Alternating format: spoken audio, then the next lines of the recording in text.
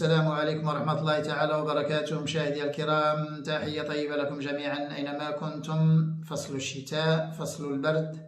فنحن الآن في مربعانية الشتاء. فالأربعين يوم الأولى من فصل الشتاء تسمى المربعانية، وتبدأ من 22 ديسمبر إلى 31 يناير. والمربعانية يشتد فيها البرد، وتكون فيها أمطار، ويكون فيها صقيع وثلوج، وتنخفض الحرارة، ويكون فيها زكام. وكان الناس من قبل يعلمون أن المربعانية دائما يكون فيها زكام، وهذا شيء عادي.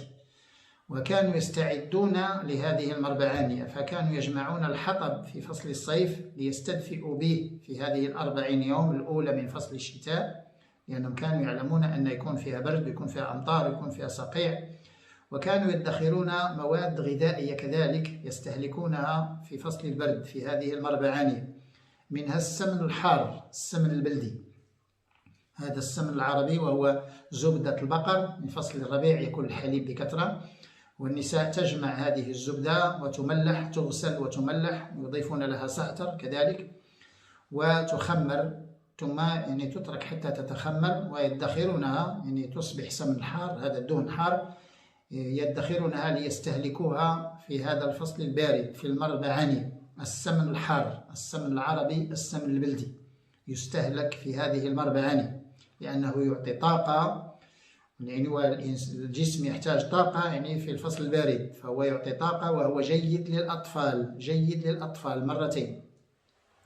ثم كانوا كذلك يجففون فواكه مثل التين، مثل الزبيب، يدخرونه لهذا الفصل، لهذه المربعانية.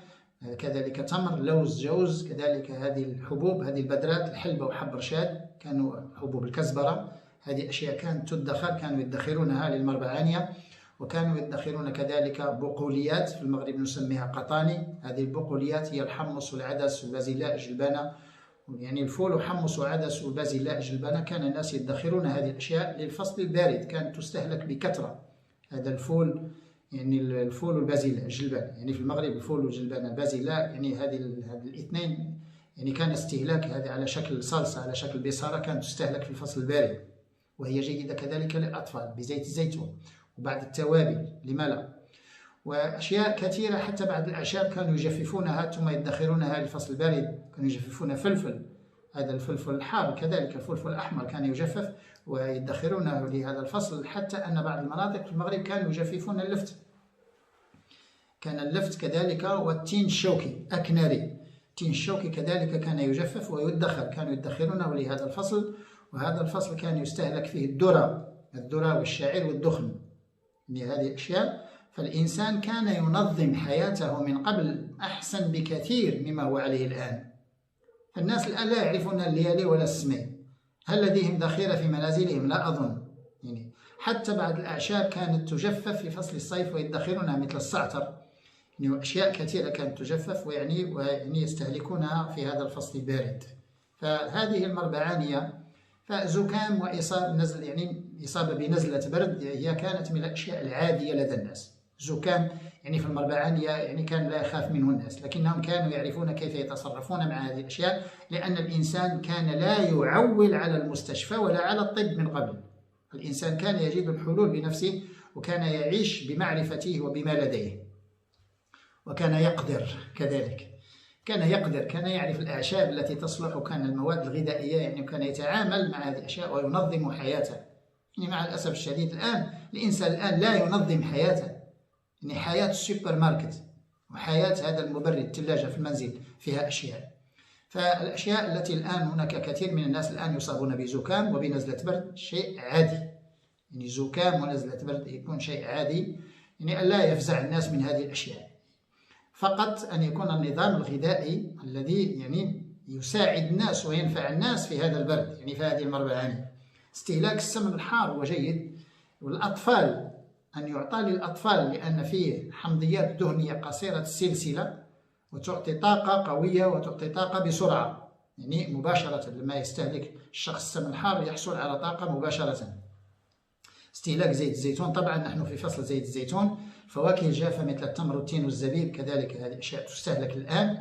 اللوز الجوز كذلك، اللوز الجوز يستهلك الآن في هذا الفصل، فهو مهم جدا. لأن فيه حمض الأوميغا 3 وفيه طاقة.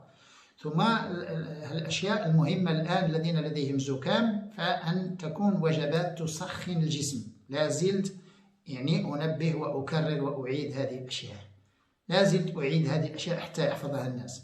شوربة خضر في المساء، شوربة خضر في المساء فيها قبار كبار. المغرب عندنا القبار هو موجود بكثرة، فيها قبار وفيها زيت الزيتون، يعني شوربة خضر فيها خضر وفيها الكرفس. هذو الاثنين يعني هذه يعني القبار والكرفس، القبار والكرفس يكون فيها زيت الزيتون أو سمن حار. هذه شوربة هذه يكون فيها البصل والثوم، يعني هذه القوية جدا. يعني هذا الثوم والكرفس وحبوب الكزبرة، حبوب الكزبرة تكون مطحونة أو يعني هكذا حبوب الكزبرة وحلبة وحب رشاد، يكون فيها ثوم، يكون فيها بصل، يكون فيها القبار هذا الكبار. شوربة خضر في المساء فيها هذه الأشياء تسخن الجسم ويتعرق الشخص يعني ويكون يعني بخير إن شاء الله. ثم لدينا في المغرب شوربة يعني خاصة مسمى الحريرة، فيها الحمص والعدس، فيها الحمص والعدس. هو شيء مهم، فقط أن تكون بالخميرة الحامضة، أن تكون بعجين مخمر خميرة حامضة، خميرة بلدية وليس دقيق. الحريرة بالدقيق فهي تهلك. إذا كانت النساء يعني ستهيئ حريرة بالدقيق فمن أحسن ألا تهيئ، إما أن تكون هذا بعجين سائل، عجين سائل يخمر.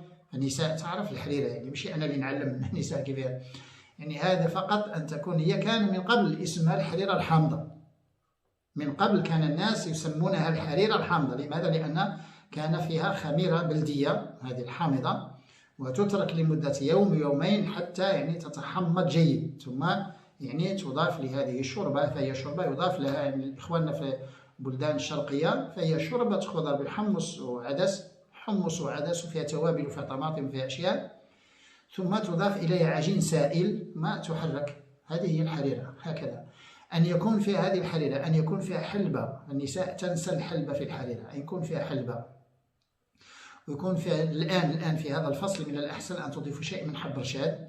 وعوض الإبزار، عوض هذا الفلفل الأبيض وفلفل الأسود، يكون قبار، يكون كبار، يكون القبار الكبار مطحون على شكل بودرة، على شكل مسحوق. يعني القبار الآن يجفف ويطحن، وموجود في المغرب، يعني موجود، يعني المغرب يصدر القبار. فيكون قبار عوض البزار، هذا عوض الفلفل الأسود القبار، لأن المذاق حار جيد لكنه لا يضر الأطفال ولا يضر الذين لديهم مشكل على مستوى المعدة. ثم يعني هذه شوربة أو حريرة في المساء لا بد منها، يكون فيها كذلك ثوم. هذه الحريرة لا بأس لأن النساء تضيف شيء من البصل، يكون كذلك ثوم، يكون فيها ثوم كذلك، يكون فيها توابل، تكون متبلة، وفيها سمن حار. السمن حار لا بد من دهن هذا السمن حار، أو النساء التي لا تجد سمن حار يكون زيت زيتون، يكون زيت زيتون، من كمية زيت زيتون تكون جيدة في المساء في هذا الفصل الذين لديهم زكام أو الذين لديهم نزلة برد. ثم الأعشاب التي تشرب كذلك، شراب زنجبيل لا بد منه في المساء، شراب خلنجان كذلك، الذين لا يجدون زنجبيل خلنجان أو الاثنين لما لا، أو الزعتر، شراب زعتر. هذه الأشياء يعني تقريبا جل الناس لديهم هذه الأشياء في منازلهم. لكن تبقى العشبة القوية الآن بالنسبة للزكام ونزلة البرد في المربعانية هي الشيبة، ما نسميه في المغرب الشيبة، بالفرنسية لابسانت، وبالإنجليزية الورموود. فالإخوان كنعطيوهم الأسامي بالثلاث لغات ولا زالوا يسألون ما هي. يا أخي اكتب في الجوجل wormwood in English، ولا بالفرنسية لابسانت، ولا اكتب يعني هذه الشويلاء. يعني لديها أسماء كثيرة وربما يخلط الناس هذا الاسم. ربما إخواننا في الجزائر يسمونها شجرة مريم. هذه الشيبة أظن أن يعني غرب الجزائر يسمونها الشيبة، يعني لكن شرق الجزائر تسمى شجرة مريم.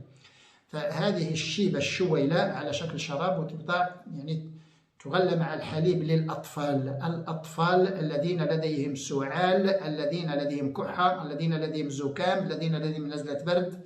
الشيبة مع الحليب أو شيبة على شكل شراب، الشيبة مع الحليب تغلى مع الحليب، أو تغلى على شكل شاي أو مع الشاي. الذين لا يجدون الحليب أو لا يقدرون على الحليب، مع الشاي، الشيبة مع الشاي نشربوا هذه الأشياء، لأن هذا الأنف الذي يسيل والرعشة وهذه الأشياء، فالشيبة تسخن الجسم وهي علي الشيبة هي أول عشبة تقضي على هذه الأمراض التعفنية في الفصل البارد. تتبعها الكحيلة.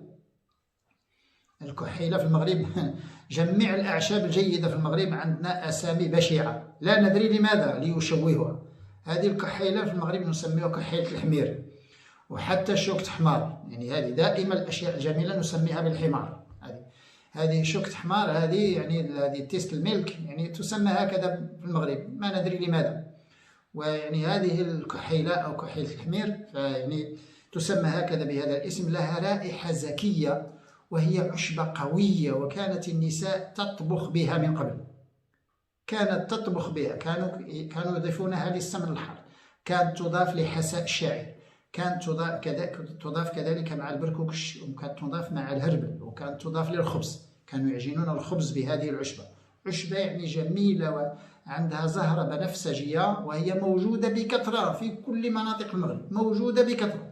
حتى الناس اللي في الرباط وفي الدار البيضاء، فهي بين الرباط والدار البيضاء موجودة بكثرة على مستوى المنصورية وشرة، يعني وهذه يعني موجودة بكثرة. هذه بن سليمان وسيدي موسى هذا سيدي موسى مجدوب يعني، وهذه المنطقة كل اللويزية هذه كلها منطقة فيها هذه الكحيلة، لكن ليس الآن، هي تظهر في شهر 3 و4. الآن تكون مجففة وربما تجدها عند بائع التوابل أو بائع الأعشاب.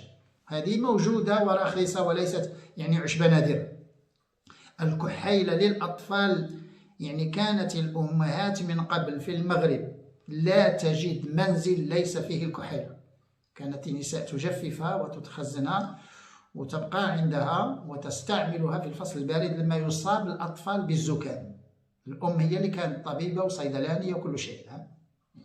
هذه الأم هي التي كانت تعتني بالأطفال لما يصابوا بمرض. لما يصاب الطفل بنزلة برد أو زكام أو سعال أو كحة، كانت النساء دائما تعمد لهذه الكحيلة مع الحليب، أو كحيلة تغلى مع الماء ثم تشرب إن شاء الله ويكون الطفل بخير. فهذه الأشياء الآن تنفع الناس. لماذا لا نستفيد من هذه الأشياء؟ لأن هناك تخوف وهناك فزع الآن من هذا الزكام وهذه نزلة البرد الآن التي تصيب الناس، أو ربما كحة أو ربما سعال في الناس سعلة.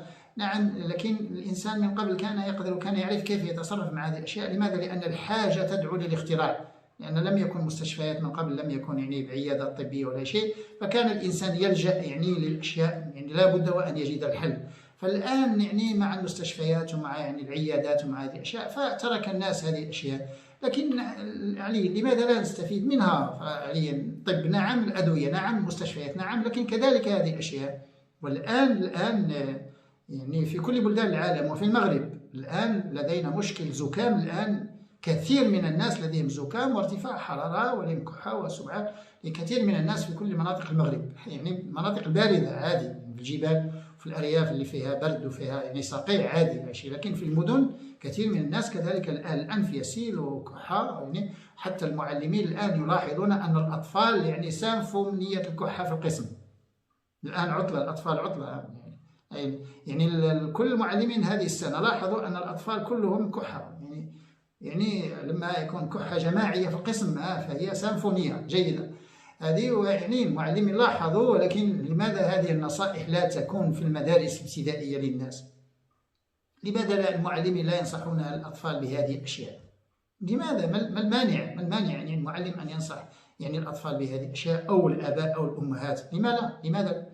فهذه الأشياء التي تنفع الآن في هذه المربعانية من الأعشاب التي تشرب، الزعتر والشيبة هذه الشويلات، وكذلك هذه الكحيلة، هذه أشياء تشرب الآن فاصلة، أو زنجبيل أو خلنجان كذلك يشرب.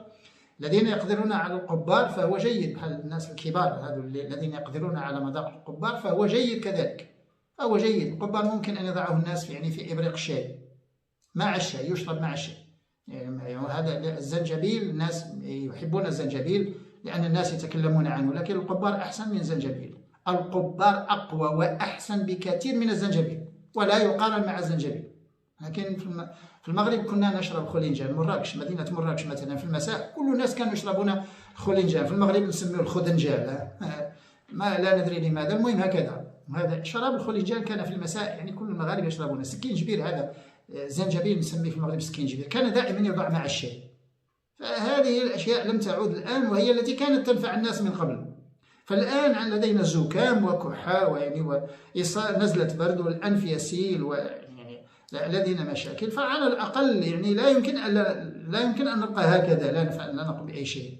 فيعني هذه الأشياء مهمة جدا في هذه المربعانية وفي فصل البرد. يعني هذه أن تكون شوربة خضر في المساء بالثوم والبصل، وكذلك يعني هذه بالسمن الحار إذا كان ممكن، يكون فيها حلبة وحب رشاد، لابد حلبة وحب رشاد. ثم إذا كانت نساء تريد أن تضيف شيء يعني بحال القبار الكبار، الشوربة لا بد من الكبار. هذا القبار لماذا؟ لأنه يسخن الجسم وهو مهم جدا، لأن فيه الكاريوفيلين وهو من الأشياء التي تكبح هذه الأمراض التعفنية. فهناك أشياء أخرى، استهلاك البقوليات، الحمص وكذلك البازلاء وكذلك حساء الشعير. حساء الشعير دائما يكون فيه زعتر وزيت الزيتون، يكون فيه هذه الأشياء التي تكلمنا عنها. لماذا؟ لما لا؟ النساء تنسى حبوب الكزبرة وجوزة الطيب، في المغرب نسميها الجوزة.